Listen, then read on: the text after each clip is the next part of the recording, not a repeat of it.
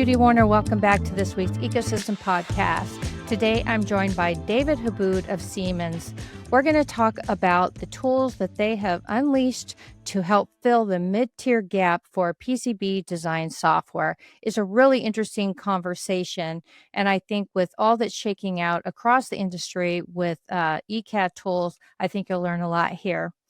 If you haven't signed up yet, we have a new masterclass out, which is How to Read S Parameters Like a Book from your favorite of mine, Dr. Eric Bogatin. So be sure to go check out the show notes, check out the description, and go grab those free resources. Now let's jump into our conversation with David Haboud of Siemens. Hi, David. Thanks so much for joining me again today. I really enjoyed our last conversation, but it wasn't long enough. So thank you for coming back, and I look forward to our conversation today. Yeah, thank you for having me. My pleasure. For those who missed our last episode together, why don't you take a moment and introduce yourself and tell folks what it is that you do there at Siemens. So my name's David Aboud. I focus on audience marketing currently for SMB Solutions Expedition products at Siemens EDA. So my role is focusing on how we engage with users and customers. Uh, So I work on experiences and content to be able to communicate the value of things, how things work, and try to create that audience engagement, like having conversations like this. Well, it's so funny. I listen to you and I'm like, gosh, we both come out of a global marketing team, the way we speak about it. But what's really, when I think about you, it's like you're just trying to help engineers do their job better. Yeah, you know, I'm an engineer, and like I want to convey the value that I get.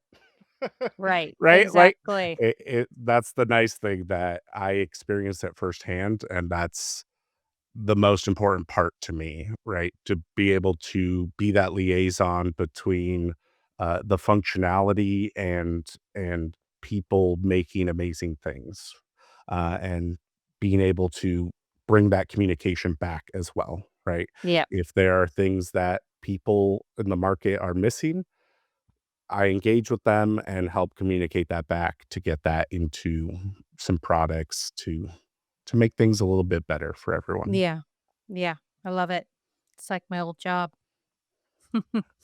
Um, Following in great footsteps. there you go. You're just your community, your engineering engagement. You're just trying to help these guys solve their real world problems, and we share that interest and passion together. So again, so glad to have you back.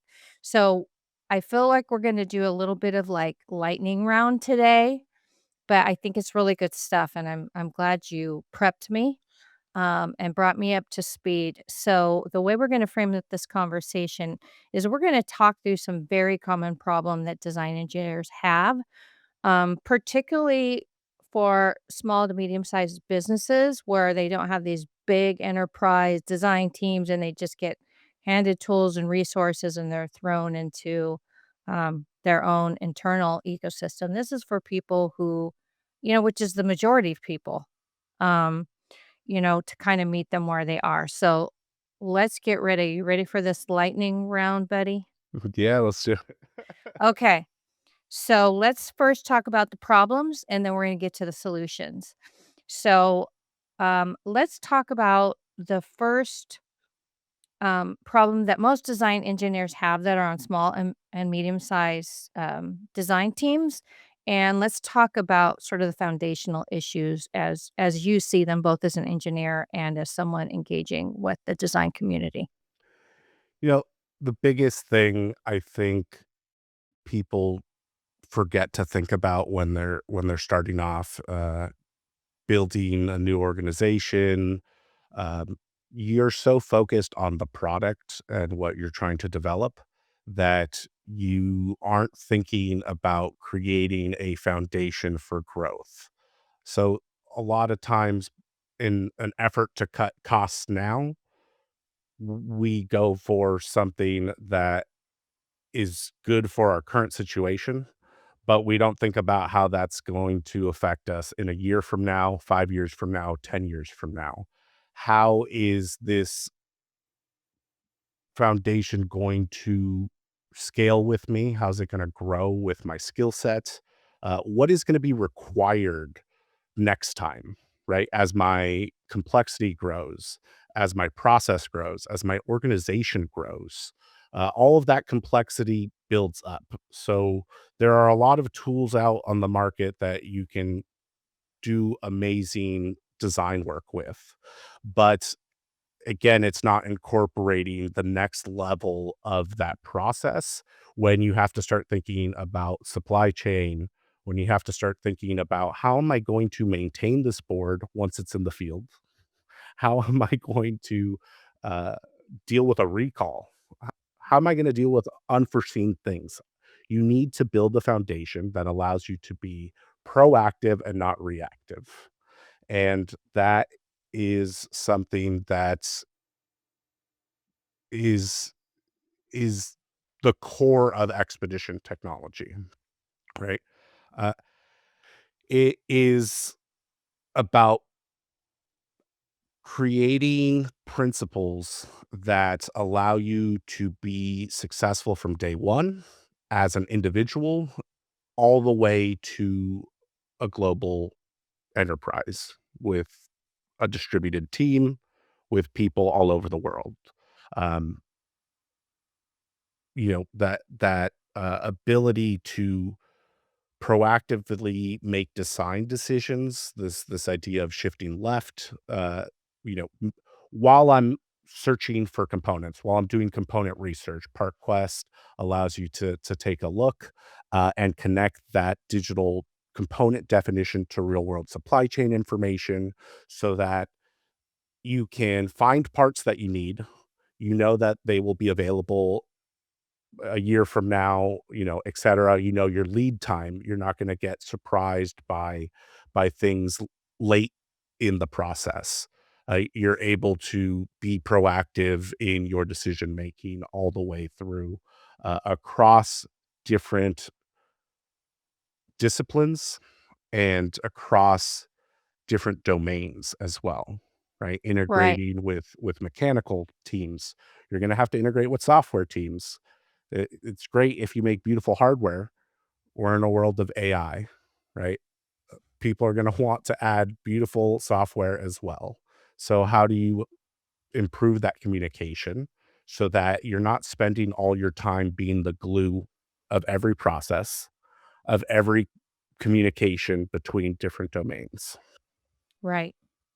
So I think it's important to mention right here when you mention expedition, I know where my brain goes and probably our listeners, which is we think of mentor slash expedition, which is this power enterprise level tool.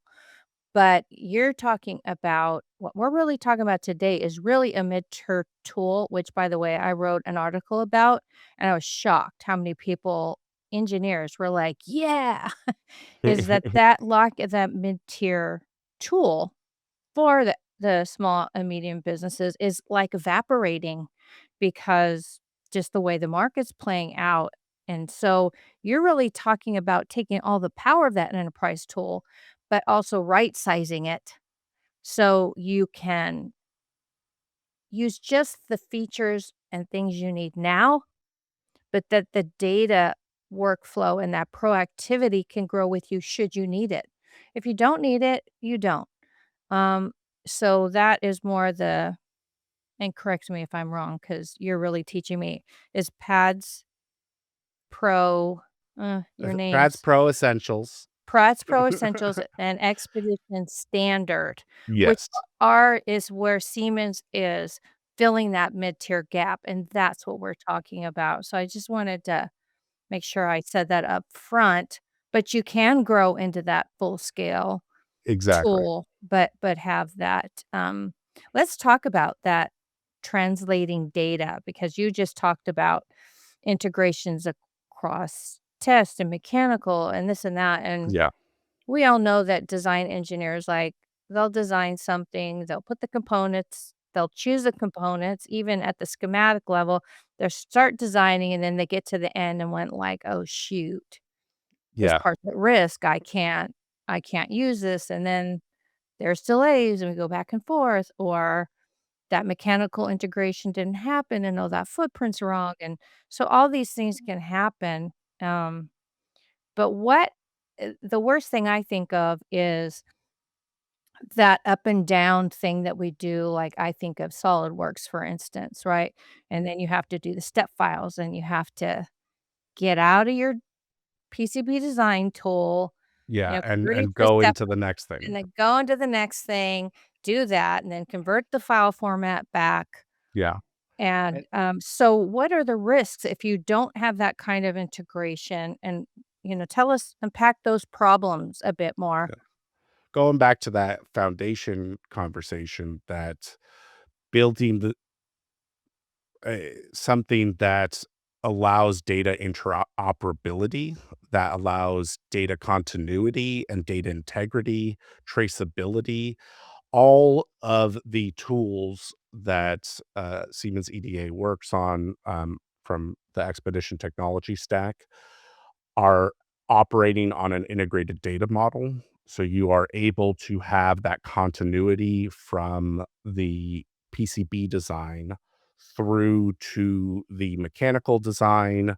Um, Again, we talked about supply chain integration, and we call them digital threads. It's connecting the digital concept to a real world counterpart, right? Once Right, I define a component, I attach it to a real world manufacturer part number so that I can see it perfectly on my design, that visualization, and eventually hold it in my hand and place it on a right. board, right? So the different tools sets integrate with hyperlinks and Valor technology. Um, we just acquired downstream uh, Mhm. as well, so working on how that integrates more seamlessly. But currently, the main benefit I see as a designer is that there is no need for data translation at any of those levels of communication. You can start your design process, get everything ready, and pass that information over seamlessly through, in the case of MCAD design, the IDX file exchange allows you to just push everything over into NX and other mechanical tools and just continue working with the native design data, uh, that there's no risk of miscommunication, right? Every time you have to translate, you are introducing the risk of mistranslation and separating design intent from design context. So no one wants that. You don't want No to one work, wants that. forever to not be able to actually convey your design intent. And that goes all the way into the advanced functionalities that people aren't using every day, such as signal integrity, rigid flex, and basic ECAD, MCAD integration comes standard with Expedition, but you can get advanced parametric information and start synchronizing the definitions on the mechanical side and on the electrical side, right? So you could have ECAD models and MCAD models. Everyone can communicate in the context that they're most comfortable in, and we work on doing that connection through our integrated data model. The cool thing there is that you don't need, um, it's not required to put it up on the cloud. Of course, if you want to make it super simple, we enable that, hybrid cloud, if you want on-premises implementation, all of that is possible, right? So you're in full control of how your data is stored, and how it is implemented. A lot of people get concerned when cloud technology gets involved, right? That ownership of the data, Yeah. but it's your data, it's your IP. Sovereignty of that is critical, right? And that's key to Yeah. everything we're doing. Having that integrated data model allows us to communicate through the different tool sets, having data continuity across everything without very strict requirements from other systems where you have to put something somewhere, and you have to do it that way. That's the only way, right? Yeah. We want tools that adapt to you. What a concept. Uh, it's You know, mind blowing. engineers are mad. I mentioned that article that I wrote, and all I was doing was saying the things out loud that I've been seeing online.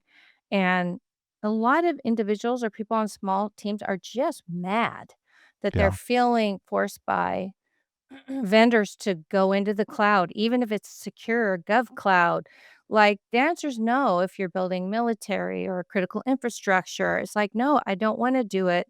And they feel kind of bullied, I think, or strong armed into making decisions they don't want to make, or just like, nope, you can't have on premise. Sorry. And so, what I like about this is that, again, I feel like you're putting the power back in the hands of the designer that they can it's like Burger King. You can have it your way. Yeah.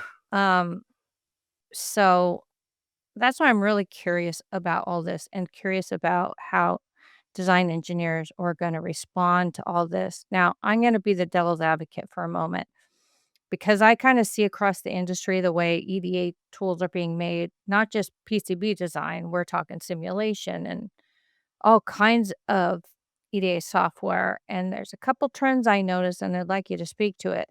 One is, of course, say if you're Keysight or your Synopsys Ansys, whoever it is, Siemens, you would, in a perfect world, because you're in business to make profit, you would like everybody to use all your tools, right? And sort of have this homogeneous data continuity, right? But wonder if I prefer to use ANSYS, wonder if I prefer to use ADS because our company's already paid for it and all of Yeah. that. Like, You're s- used to it. There yeah. are so many So reasons. how does Siemens address that? I mean, you're talking about data continuity, but I'm just thinking in the mind of the designer. It's like, no, like that sounds really good, but these two tools I'm going to keep no matter what because this is what we need. How does Siemens play with other tools? So, we talked about the integrated data model at the start, and that's really helpful for us internally, um, across our tools, right? Because it's all built on the same foundation. But in Right, order to integrate with other organizations, there is a constant focus on working across different industries to be part of creating standards on an industry level. So a big example of that going back to mechanical space is the IDX standard, right? We're at the forefront of that, helping define that um, the way that information is passed on and communicated in these open formats so that you can get from one tool to the other without that data translation because you're working with the same file type, right? Being right. open uh, to partnerships and working with people across industries to create a an Ecosystem. ecosystem, maybe ecosystem of different tools that speak to each other. Right. Right. Why do we need all of these? We don't need all of these barriers between different Yeah, areas, right? And I think the reason we had so many of those over time is that uh, everyone had to focus on their individual domain. But right, with Siemens, we work across all industries, right? right. Which is the And other trend I was gonna mention, is that I do see this openness, and so I wanted to know how Siemens, because, like, Keysight, Altium, Ansys, all of a sudden I see them all working together. In my simple non-engineering mind, I think it's about time, because I think they'll all I don't believe in the zero-sum game, and I understand competition, but my suspicion is, first and foremost, this is good for designers, but secondly, I think everybody will do better, and so Mhm. I think what I hear you saying is companies working together to standardize is what's gonna make that better for the whole Yes. industry, and Siemens is really committed to sitting on those standard bodies and playing well with others. Yeah. That's good, Yeah. David. And it's going back to that translation thing. If we Right. are operating on a unified standard, we are able to have those communications on design intent in our native context. We don't want translation. We want everyone to be able to operate authentically to their fullest extent, right? Mhm. So it's about empowering people uh, in a world where we have these tools uh, that it's to enable peak human functionality, right? Yeah, like, we need that right now. Hello, Yeah, we're flying headlong into AI. Like, we need that more than ever. The velocity, this term, I don't know if I coined it, or it's the velocity of innovation is like 4 times of what it's ever been historically, and yeah. the opportunity of introducing risk is at an all-time high. So, like, I think everybody is like, "Things are moving too fast now, we actually can't do that." Or it will lead to failure. Um, so, you talked about data, but, let's talk now about, um, that ability to scale, right? So, say you are in a startup, a really successful startup, and you only need, this much design capability. You don't need a lot of SI or PI or mechanical right now, but 6 months you will, or a year from now. Like, what does that, without going into details about the solution, like, what's the problem about maybe over or under buying ED solutions now, and what kind of problem does that create for design engineers? Yeah, so to focus on that problem, one of the my favorite things for Expedition is we have a token-based add-on system. So with that system, you are able to get a shared token pool for your organization. You could buy like 25, 50 tokens. And when you need specific advanced functionalities, you pull from that shared token pool, and you are able to access that functionality on demand. So, Like, for what are those yeah, functionalities? Like, give me a yeah. So we have pre and post layout signal integrity simulation, okay, which is powered by hyperlinks technology. So you are able to use those tools and create process around it and learn more about your design itself. And let's say there's 2 potential limits to that, right? Maybe you need more people to use it at the same time, right? So you can buy, tokens directly from the website, right? You don't have to interact with anyone.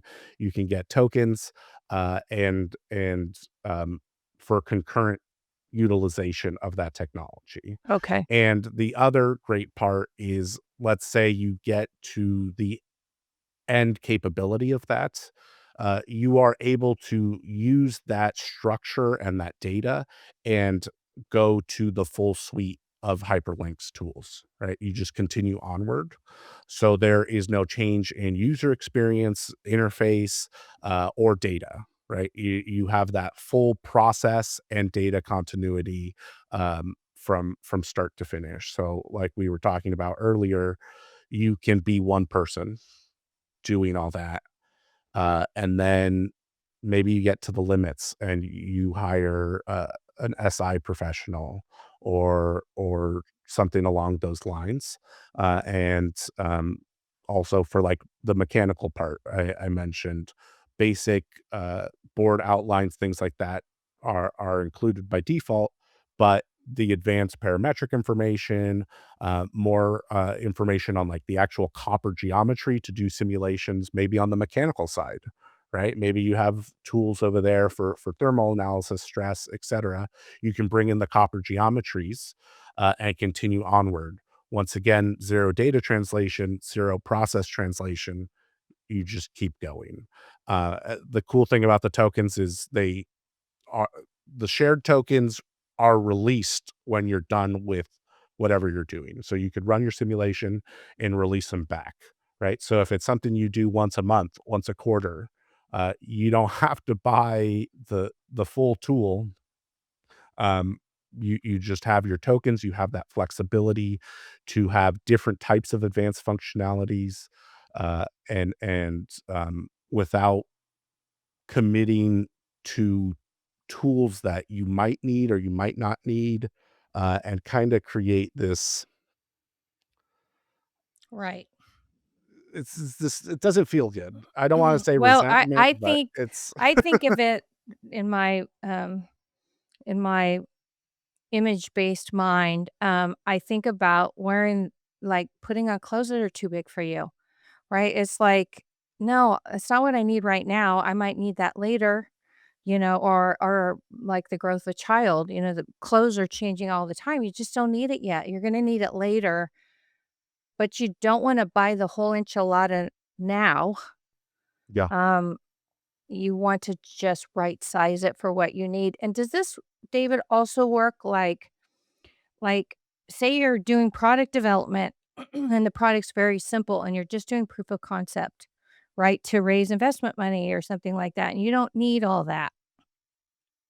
Does it work that way too, where I can get just like wonder if I only do one design or two designs a year that need signal integrity, but I build like six other products a year, but it doesn't need that, right? So Yeah, does it work that way too? it gives you the flexibility of, as we add more add-ons, right? That's what we have right now, but, we will be working on more based on that interaction with the market, right? What do you guys think you need? Let's talk about it and kinda, Oh, so work you're on that. actually learning from working design engineers and building what they want instead of just giving Yeah, 'em there's this concept where you talk to people and you learn things and you implement them to help, you know, uh, again, make tools that adapt to the way you work as opposed to the other way around. Yeah, Uh,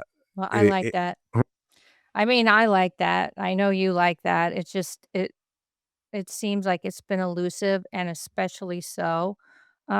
And again, everybody's doing their best. I'm not trying to throw rocks at other people, but it just seems like such a basic idea to develop tools from what people imagine the bottom up, meaning the customers, and build it based on that rather than we have this great idea and we're, some executive and then we and then it flows top down.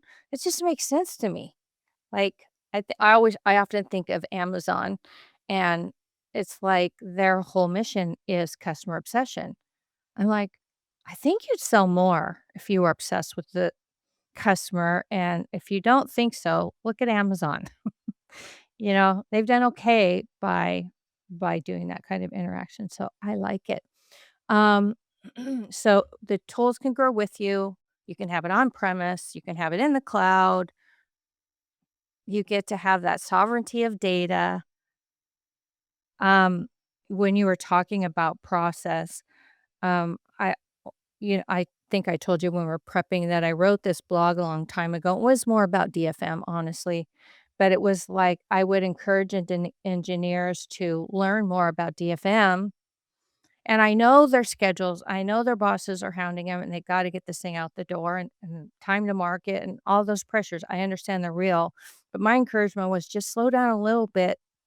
And in the end, it'll speed you up because you'll have more tools in your tool chest and you'll be able to speed up. But if you slow down a little bit in the front end, it will help you in the back end. And when you were talking about laying that foundation, I know sometimes that can feel a little slow and a little tedious, but, one of my adult daughters is always encouraging me, like, "Don't take shortcuts." She's really disciplined and funny, but she's like, "Mom, your future self will thank you," Yeah. right? It's the And tortoise and the hare. right?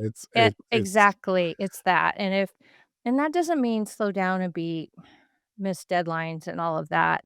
It's just taking the time to serve yourself and your design now and also a year from now, yeah. right? So, you're actually preventing problems for yourself Mhm. later, particularly when it Proactively. comes to proactively and also, I had forgotten until you guys reminded me is that you guys bought supply frame.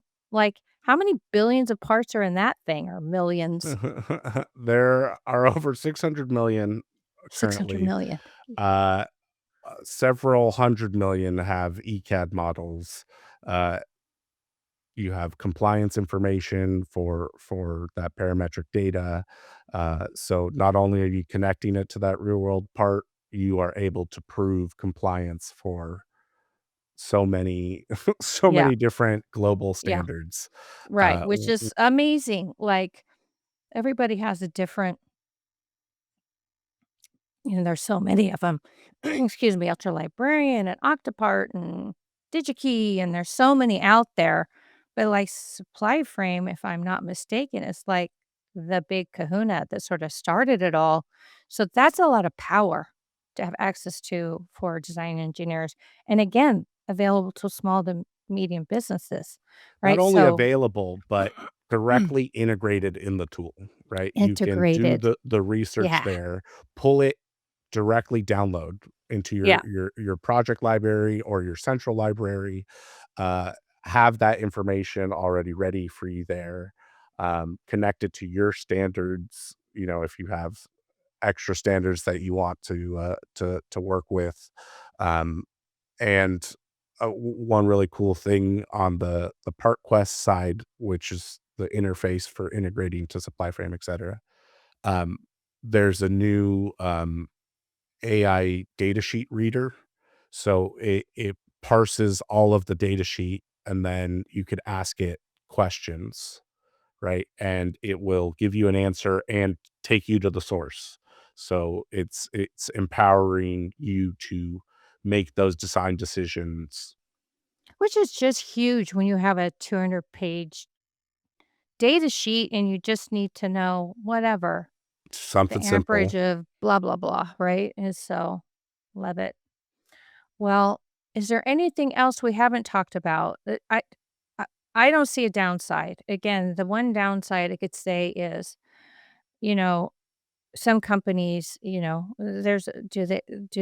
design engineers think they can onboard it, get successful without they gotta just keep designing and making boards, like so everything you're saying seems like an enabler, not like, "Oh, no, you can't integrate outside tools. No, it's only good for this long, and then you'll have to scale up and import data." It doesn't leave the mechanical out, like, I don't see a downside, but, again, I look to our design community and like, "But I know you've been a designer for a long time, David. To me, it all sounds like it's focused. Probably not perfect, but you're listening to design engineers, so And what's really nice too is that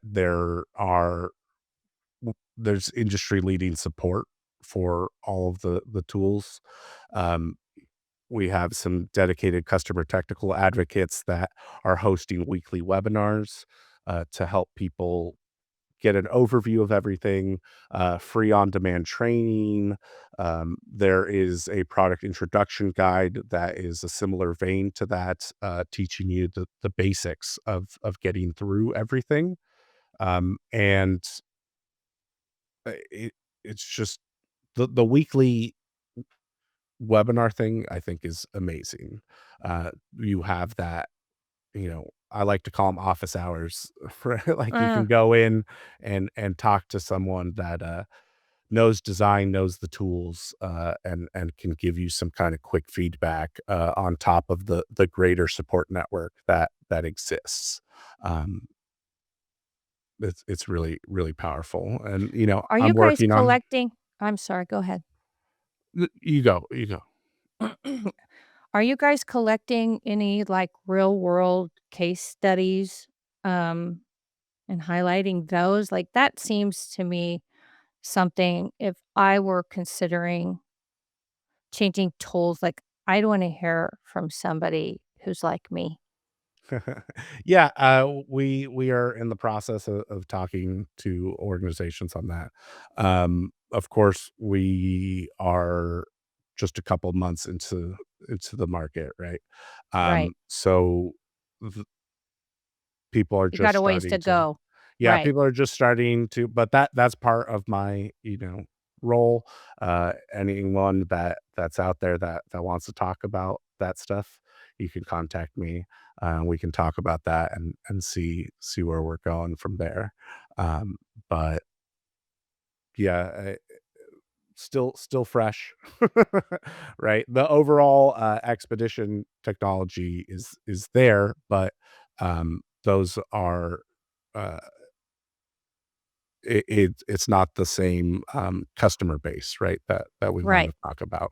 Right. Um, so Yeah. No, it makes sense. Well, we'll look forward to some of that um, as the year presses on. So again, I'm just as a person that's worked with designers pretty much my whole professional life, um, and I feel like it's good. It's good for designers. You know, everybody loves their own tool, and but I think for this mid tier piece, there's sort of a vacuum there, and I know KiCad is trying to fill that and doing a fair good job. They don't have all the years and all the data and all of that Mentor and Siemens has. So, well, yeah, and so again, the foundational aspect of it that, you can, if you're already an expert and you can build all these things from scratch and maintain them, uh, you can do great things, but all of that time could also be spent on design and innovating and growth. right. Yeah, uh, from day one. right, So, right. um, I next month, or mid March, we will be having a webinar focusing on some of the add-on technology, to give a closer look at each of the individual aspects. I've kind of talked about the signal integrity powered by hyperlinks, the advanced ECAD MCAD exchange. So I, invite everyone to come join me on that. We can talk a little bit more about other things that are Right. missing, right? What Yes. what else Okay. are you looking for? So Right. Well, that's good. So you can get some input as well as kind of show what you're doing, which is great. Is there, as we wrap up here, David? So I'll get that URL from you, so people could go check that out when it comes up. Is there other places that people can go to kind of self educate and learn more about what you're doing with Pad Pro Essentials and Expedition Standard? yeah, so if you go to our Siemens website, you are able to navigate through the electronic board systems area to Expedition. As I mentioned, there is a support center and an adoption center. Once you get started, all we send out the links to all of that. Um, I recommend going on the Expedition Standard page, and Okay. learning a little bit more. If you're an individual, uh, Ads Pro Essentials, you can check that out. If you get to the point where you want to start working as a team, you can. just get Expedition Standard and continue on without any of that data translation, right? You Right. just So that's is that the big differentiator, but an individual designer versus somebody that even has two or three people on a team that they need to collaborate with? exactly. Yeah. Okay, Yeah. good And enough. it's the same Expedition technology stack, right? Right. But it's tailored for an individual that's not needing extra process and organizational things. As soon as it's even two people, Expedition Standard starts becoming a better fit with the add-ons, with the ability for more storage and communication and such. I love it. I really like where you guys are headed, and I wish you great success. And I think it's good for designers. So, thank you for taking the time to kind of run through the existing problems and how Siemens is thinking about and how you guys are leaning into really serving this small to medium sized businesses. I think it'll be welcome news, David, and I'll make sure I get all those links for you and put those below in the show notes. So thank you so much for joining me today. I really appreciate it. Thank you. For our listeners, I will be sure to put those links below for you in the show notes or in the description on YouTube. Please go check them out. I hope you've enjoyed this conversation as much as I have. If you haven't signed up for any of our master classes, please do that at the double ecosystem / master classes are completely free, and Siemens is one of our sponsors, helping engineers be successful. Thanks for joining us this week. We'll see you next week. Until then, remember to always stay connected to the ecosystem.